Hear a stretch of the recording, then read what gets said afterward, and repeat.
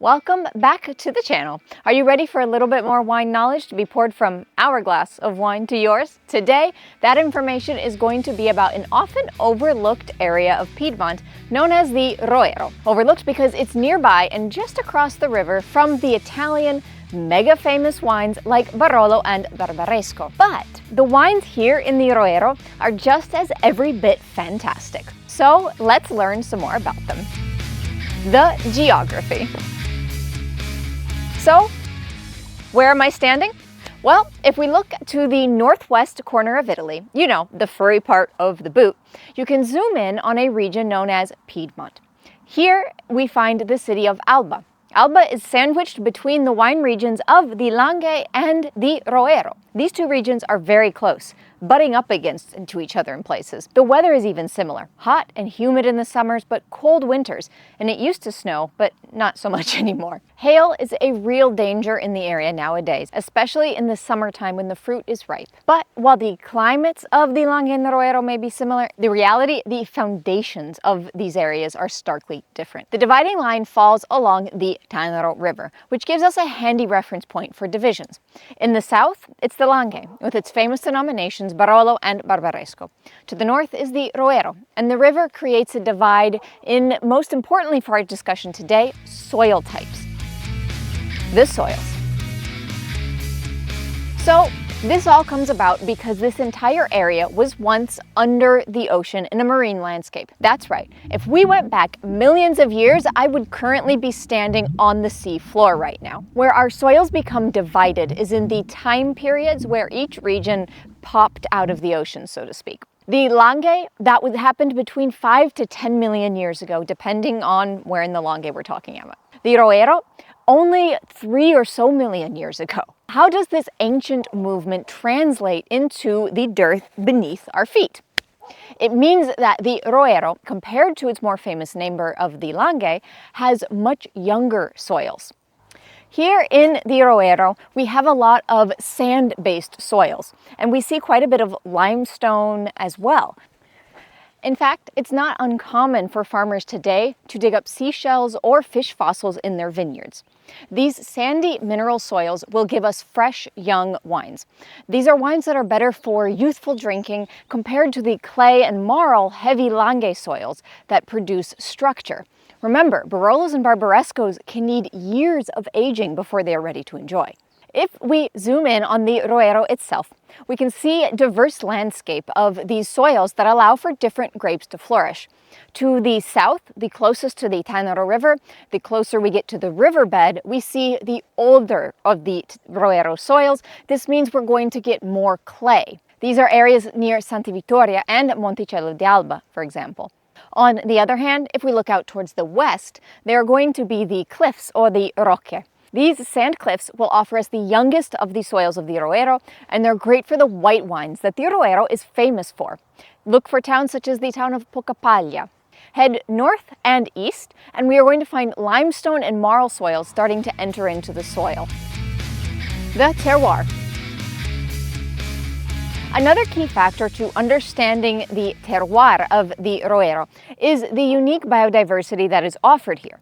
Because this area hasn't had the same marketing as the Langhe and as Barolo, it is still much less manicured and much more rural. The Roero is very much still an agricultural area. In between vineyards, we will see peaches, strawberries, or other vegetables like asparagus or artichokes. A whole myriad of vegetables and fruits are often grown here. As well, there are still a lot of natural forests and woodlands that are preserved, such as the hiking trails around the cliffs or the Rocche near Pocapaglia. All of this means that here in the Roero we can see different types of animals, insects, and plants and life that goes in to help create a unique microcosm and biodiversity to the area that overall is very beneficial to the vine health. This will play into our overall discussion of terroir, where when we mix the soils, the forests, the crops, the vines all together, we can end up with a vastly different result from any neighboring regions. Even if we are only separated by a few kilometers and using similar grapes, we can end up with vastly different results. The grapes and the wines. The grapes of the Roero are classic Piemontese grapes, Dolcetto Barbera, Nebbiolo and Arneis. We will see another unique local grape crop up occasionally, and that is Favorita. A biotype of Vermentino, it's made its way up here to Piedmont to be called Favorita. We see a wonderful blend of mineral fruit coming from these wines. But Favorita, as wonderful of a grape as it is, plays second fiddle to the true white wine ruler of the Roero, and that is Arneis. A true comeback king, the grape almost disappeared before being revived by a few visionary winemakers in the 60s and 70s, and it's now become one of the true hallmark grapes of the Roero. We will see it as a classic Roero Arneis still white wine, as a riserva with a little bit of extra aging, and even as a sparkling wine. It's fruity, yet floral and mineral. This well-made Arneises can be delightfully complex, yet without being overly heavy or overly round. They are refreshingly straight, vertical, but not boring. On the red side of things, Nebbiolo is the top dog, like the vines that I have here today. The Nebbiolo grape here will present very differently from the Barolo and the Barbarescos on the Langhe. Of course, our tannins are still front and center, but in the Roero, we're going to have these sandy, silty soils that give us a more approachable tannin in the younger wines. A lighter version of Nebbiolo, sometimes we can see it called a Langhe Nebbiolo, thanks to the large geographical reach of the denomination, Langhe Nebbiolo DOCG, that will cover both parts of the Langhe and the Roero region. But make no mistake, tasting a Nebbiolo from the Langhe and tasting one from the Roero can be vastly different experiences. That could be a question for a future video. Let us know if you want to do a taste test of a Langhe Nebbiolo and the Roero Nebbiolo. This discussion of Nebbiolo and what it can do in the Roero soils leads us to the Roero DOCG. Made with Nebbiolo grapes, Roero must age for at least 20 months, 32 for a riserva, and 6 of those months must be in wood barrels. However, a lot of producers will go up there and do lots more aging. The sandier soils of the Roero will help us get an age-worthy Nebbiolo, but one that is ready to drink sooner. Roero and the Riserva counterparts are often great value wines as well when you're in a restaurant, as some Roero Riservas can even be as aged as long as Barbaresco, but often without the price tag. The Roero DOCG will have a softer tannin thanks to longer and the oak aging, but the best examples will still be characterized by a fruit-forward characteristic, making it approachable as a younger wine. So, next time you are offered some wines from Piedmont, give the Roero a try.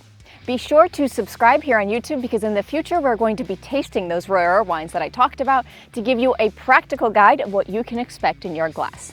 And it really is amazing that you just have to cross a bridge from the Langhe to the Roero and you get a vastly different experience. But in the meantime, thanks for joining me here in Santa Vittoria, area of the Roero. I am going to head out on a hike to enjoy some of the natural beauty of the Roero. If you enjoyed this video, please leave a like below, and as I said, be sure to subscribe for more wine content. I will leave you with this video here about the other two famous Nebbiolo-based wines, Barolo and Barbaresco. See you there. Cheers!